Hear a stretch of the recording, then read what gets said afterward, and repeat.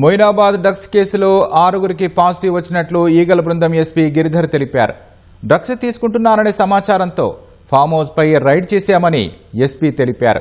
1908 నంబరుకు వచ్చిన కాల్ ఆధారంగా రైడ్ చేసినట్లు తెలిపారు.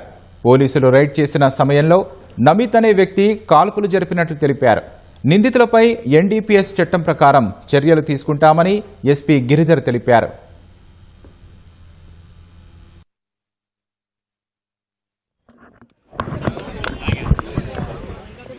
రోహిత్ రెడ్డి ఫామ్ మీద జరిగిన ఈగల్ టీం చేసిన దాడిలో కొకాయిన్ పట్టుబడమే కాకుండా ఒక రివాల్వర్ దొరకడము, ఆ తర్వాత టెస్టులు చేస్తే రోహిత్ రెడ్డితో పాటు చాలామంది మాజీ ప్రజాప్రతినిధులు పాజిటివ్గా రావడము కలకం సృష్టిస్తున్న విషయం.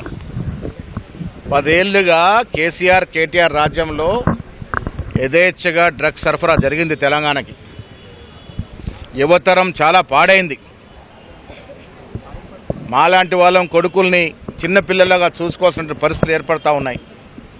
అందుకే రేవంత్ రెడ్డి గారు ముఖ్యమంత్రి అయిన తర్వాత కట్టుదిట్టమైన చర్యలు తీసుకొని కట్టడి చేస్తూ వస్తూ ఉన్నాం. 10 ఏళ్లుగా పాడైనటువంటి కల్చర్ని కంట్రోల్ చేసే పరిస్థితిలో కాంగ్రెస్ ప్రభుత్వం చర్యలు తీసుకున్న భాగంగానే నిన్న ఈగల్ టీంకి వారు దొరకడం జరిగింది. ఇవాళ రోహిత్ రెడ్డి మిగతా ప్రజాపతిలు పాజిటివ్ టెస్ట్ వచ్చినారు. దీని మీద సిగ్గుతో తల వంచుకోవాల్సిన కేటీఆర్ కాంగ్రెస్ మీద అబండాలు వేస్తూ ఉన్నాడు. 10 ఏళ్లుగా మీరు చేసిన అలవాట్ల కారణంగానే ఇప్పటికి కూడా రోహిత్ రెడ్డి ఆ అలవాటు మానుకోలేక డ్రగ్స్ తీసుకున్నట్టుగా మాకు అనుమానం.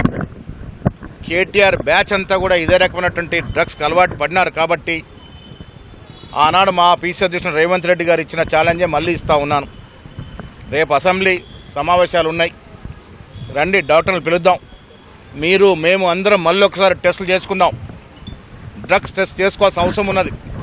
మీ బ్యాచ్ అంతా కూడా ఇలాంటి అలవాట్లకు లోనై ఇలాంటి అసాంఘిక కార్యక్రమాలు చేస్తూ ఉన్నారు. కాబట్టి మాకు తీవ్రంగా అనుమానాలు ఉన్నాయి. కాబట్టి రేపు అసెంబ్లీలో డాక్టర్స్ పిలిపించి అసెంబ్లీ సాక్షిగా అందరం కూడా టెస్టులు చేసుకుందాం.